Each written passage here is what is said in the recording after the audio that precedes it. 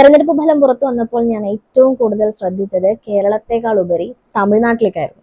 കാരണം 234 മണ്ഡലങ്ങളുള്ള തമിഴ് മണ്ണിൽ ഒരു രാഷ്ട്രീയ വിപ്ലവം നയിച്ചുകൊണ്ട് നടൻ വിജയുടെ തമിഴക വെട്രി കഴകം 109 സീറ്റുകൾ നേടി ഏറ്റവും വലിയ ഒറ്റകക്ഷിയായി മാറിയിരിക്കുകയാണ്. എന്നാൽ സർക്കാർ ഉണ്ടാക്കാൻ ആവശ്യമായ 118 എന്ന മാന്ത്രിക സംഖ്യയിലേക്ക് എത്താൻ വിജയ്ക്ക് ഇനിയും 9 സീറ്റുകളുടെ കുറവാണുള്ളത്.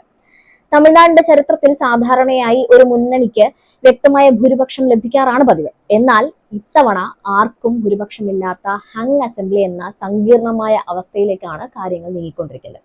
ഇത്തരമൊരു സാഹചര്യത്തിൽ വിജയ് എങ്ങനെ മുഖ്യമന്ത്രിയാകും, TVKക്ക് മുന്നിലുള്ള രാഷ്ട്രീയ സാധ്യതകൾ എന്തൊക്കെയാണ് എന്നതിനെ കുറിച്ചാണ് നമ്മൾ ഇന്ന് സംസാരിക്കാൻ പോകുന്നത്. ഞാൻ മുൻപ് പറഞ്ഞ ഹങ് അസംബ്ലി എന്ന സാധ്യത ശരിവെക്കുന്ന തരത്തിൽ മറ്റ് പാർട്ടികൾ വിജയിയെ സമീപിച്ചു തുടങ്ങി എന്നുള്ള വാർത്തകളും പുറത്തു വരുന്നുണ്ട്.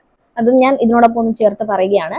ഇനി വിജയിയെ സംബന്ധിച്ചിടത്തോളം ഏറ്റവും വലിയ വെല്ലുവിളി ഈ 9 സീറ്റുകൾ എവിടെ നിന്ന് കണ്ടെത്തുമെന്നതാണ്. നിലവിലെ രാഷ്ട്രീയ സാഹചര്യത്തിൽ ഇതിനായി അദ്ദേഹത്തിന്റെ മുന്നിൽ പ്രധാനമായും 4 വഴികളാണ് ഉള്ളത്. അതിൽ ആദ്യത്തേത് കോൺഗ്രസ് ആണ്. തമിഴ്നാട്ടിൽ 5 സീറ്റുകൾ കോൺഗ്രസ് ഇത്തവണ നേടിയിട്ടുണ്ട്.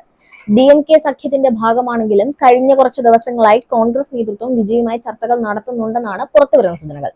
DMKയുടെ തണലിൽ നിൽക്കുന്നതിനേക്കാൾ വളർന്നു വരുന്ന TVKയോടൊപ്പം ചേരുന്നത് തമിഴ്നാട്ടിൽ പാർട്ടിയുടെ അടിത്തറ വീണ്ടെടുക്കാൻ സഹായിക്കുമെന്ന് കോൺഗ്രസ് കരുതുന്നുണ്ട്.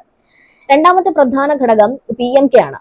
അൻപുമണി രാമദാസിന്റെ PMK 5 സീറ്റുകളിൽ ഇത്തവണ വിജയിച്ചിട്ടുണ്ട്. ഇതിലൊരു രസകരമായ കാര്യം വിജയുടെ രാഷ്ട്രീയ തന്ത്രങ്ങൾ മെനയുന്ന ജോൺ ആരോഗ്യസ്വാമി മുൻപ് PMKക്ക് വേണ്ടിയും പ്രവർത്തിച്ചിട്ടുള്ള ആളാണ് എന്നതാണ്. ഈ ഒരു പഴയ ബന്ധം വഴി PMKയെ TVK സഖ്യത്തിൽ എത്തിക്കാൻ എളുപ്പമായിരിക്കും. മൂന്നാമതായി ഇടത് പാർട്ടികളും IUML അടങ്ങുന്ന ചെറിയ പാർട്ടികളാണ്. CPIയും CPMും 2 സീറ്റുകൾ വീതം നേടിയിട്ടുണ്ട്. IUMLനും 2 സീറ്റുകളാണുള്ളത്. BJPയെ കേരളത്തിന് പുറത്ത് അധികാരത്തിൽ നിന്ന് മാറ്റി നിർത്തുക എന്ന വലിയ ലക്ഷ്യം മുൻനിർത്തി ഇവർ വിജയെ പിന്തുണയ്ക്കാനുള്ള സാധ്യത തള്ളിക്കളയാനുമാവില്ല. സഖ്യകക്ഷി സർക്കാർ ഉണ്ടാക്കുമെന്നും മറ്റുള്ളവർക്ക് മന്ത്രിസ്ഥാനം നൽകുമെന്നും വിജയ് നേരത്തെ വാഗ്ദാനം ചെയ്തിട്ടുള്ളത് ഈ പാർട്ടികളെ ആകർഷിക്കാൻ സഹായിക്കുമെന്നും കണക്ക് കൂട്ടുന്നവരുണ്ട്. കോൺഗ്രസും PMKയും ഇടത് പാർട്ടികളും IUMLും ഒന്നു ചേർന്നാൽ വിജയുടെ സംഖ്യ 120 കടക്കും. അങ്ങനെ വന്നാൽ സുരക്ഷിതമായ ഒരു ഭൂരിപക്ഷത്തോടെ അദ്ദേഹത്തിന് അധികാരമേൽക്കാം.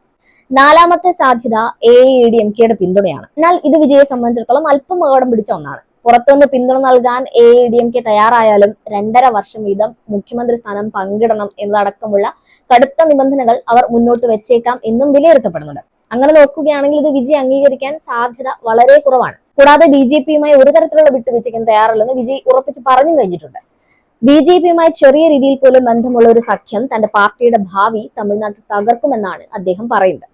ഇവിടെ മറ്റൊരു സുപ്രധാന ചോദ്യം ഉയരുന്നത് മാറ്റം എന്നതിനെ കുറിച്ചാണ്. ദ്രാവിഡ പാർട്ടികൾക്ക് പകരം ഒരു പുതിയ രാഷ്ട്രീയ സംസ്കാരം കൊണ്ടുവരുമെന്ന് പറഞ്ഞാണ് വിജയ് വോട്ട് നേടിയത്. എന്നാൽ അതേ ദ്രാവിഡ പാർട്ടികളുടെ സഖ്യകക്ഷികളെ കൂട്ടുപിടിച്ച് സർക്കാർ ഉണ്ടാക്കുന്നത് ആ സന്ദേശത്തെ ബാധിക്കുമോ എന്ന് കണ്ടറിയണം. എങ്കിലും ജനങ്ങൾ വിജയെ ഏറ്റവും വലിയ ഒറ്റകക്ഷിയെ തെരഞ്ഞെടുത്ത് കഴിഞ്ഞിട്ടുണ്ട്. ഇനി വേണ്ടത് തന്ത്രപരമായ നീക്കങ്ങളാണ്. DMKയും AADMKയും ഒരേപോലെ അധികാരത്തിന് പുറത്തു നിർത്തിക്കൊണ്ട് ചെറിയ പാർട്ടികളെ ഒരു കുടക്കീഴിൽ കൊണ്ടുവന്ന് തമിഴ്നാടിന്റെ മുഖ്യമന്ത്രിയാകാനാണ് വിജയ് ഇപ്പോൾ ശ്രമിച്ചുകൊണ്ടിരിക്കുന്നത്.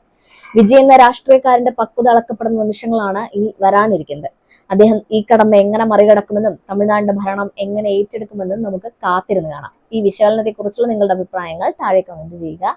അടുത്ത വീഡിയോയിൽ കാണുന്നത് വരെ നന്ദി.